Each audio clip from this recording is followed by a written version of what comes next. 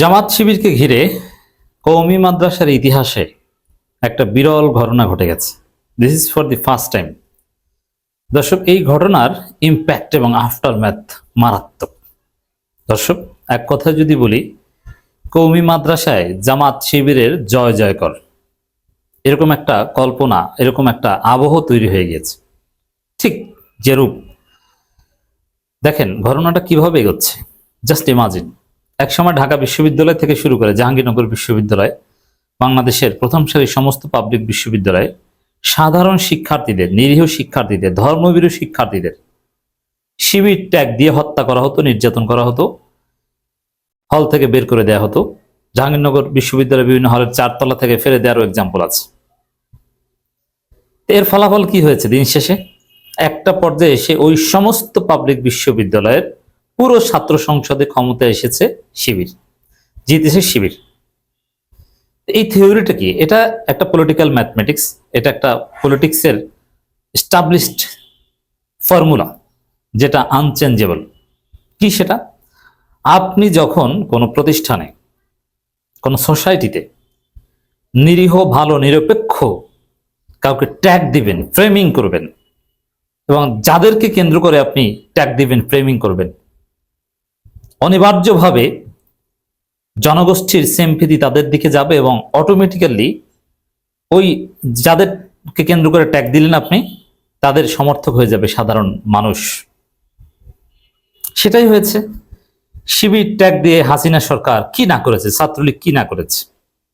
এখন সেই শিবির সবচেয়ে জনপ্রিয় ছাত্র সংগঠনে পরিণত হয়েছে।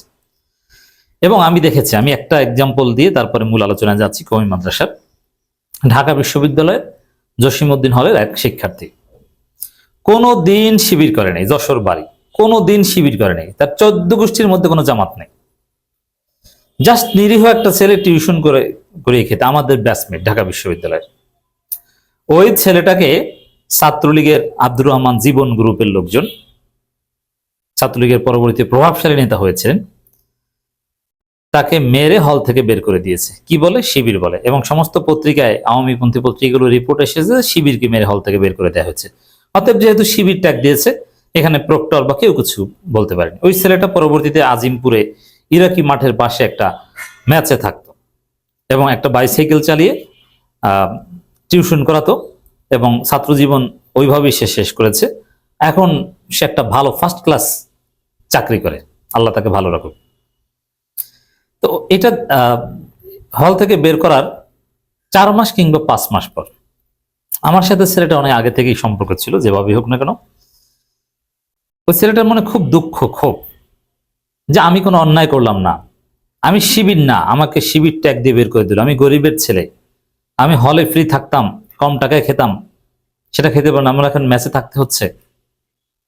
ও মানসিকভাবে খুব ভেঙে পড়েছে। একটা পর্যায়ে এসে ও বলল যে শিবির কি, শিবির কারা, ঢাকা বিশ্ববিদ্যালয়ে শিবির আছে, আমার কাছে জানতে চাইল। তো পরে আমি ওকে বললাম যে তুমি ফোকাসে যাও, ফার্মগেট ফোকাস কোচিং সেন্টারে যাও, ওখানে যে বলো যে জসিমউদ্দিন হলে শিবির করে কারা, দেখো তারা তাদের সাথে যোগাযোগ করে তোমার কোনো হেল্প করতে পারে কিনা। ও এই কাজ করেছে, সাইকেল চালিয়ে চালিয়ে সেখানে গিয়েছে। পরবর্তীতে ওই ছেলেটা শিবিরের সাথী হয়েছে। অথচ যখন তাকে ক্যাম্পাস থেকে বের করে দেয়া হয়, তখন ও শিবিরের কিচ্ছু ছিল না এবং কখনো শিবির করেনি, শিবির সম্পর্কে ভালো জানতো না, জাস্ট অন্য 10টা সংগঠনের মতো নাম শুনেছে। ও ছিল পিওর নন পলিটিক্যাল, একজন কৃষক পরিবারের সন্তান। কওমি মাদ্রাসায় সেম থিং উইল হ্যাপেন। আজকে কওমি মাদ্রাসার মধ্যে একজন হক্কানি আলেম, নারায়ণগঞ্জের দেওভোগ কওমি মাদ্রাসায় যেটা ঘটেছে, জামিয়া আরাবিয়া দেওভোগ কওমি মাদ্রাসায়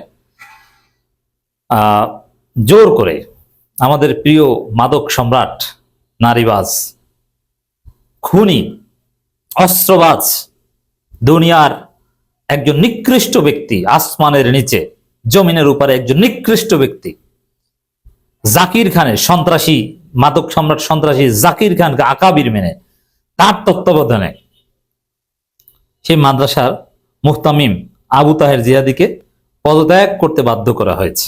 তিনি পদত্যাগ করেছেন। এই আবু তাহের জিয়াদি একজন আপাদমস্তক কওমি আলেম, দেওবন্দি আলেম। ইন নো ওয়ে তিনি জামাত না। অন্য 10 জন জমিয়ত আলেম, অন্য 10 জন কওমি আলেম জামাতের সাথে যতটুকু সম্পর্ক রাখে, তিনি জামাত লোকজনের সাথে জাস্ট অতটুকু সম্পর্ক হয়তো বা রাখতেন।